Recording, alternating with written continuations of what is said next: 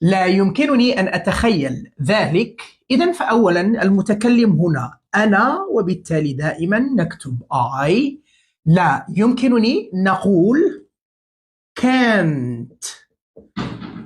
أن أتخيل يعني نقول imagine. ذلك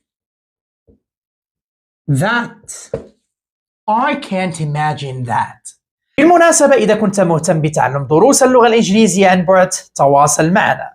لا يمكنني أن أصدق ذلك. كما قلنا أنا I لا يمكنني can't أن أصدق نقول believe. ذلك that. I can't believe that. بالمناسبة إذا كنت مهتم بتعلم دروس اللغة الإنجليزية عن بعد تواصل معنا.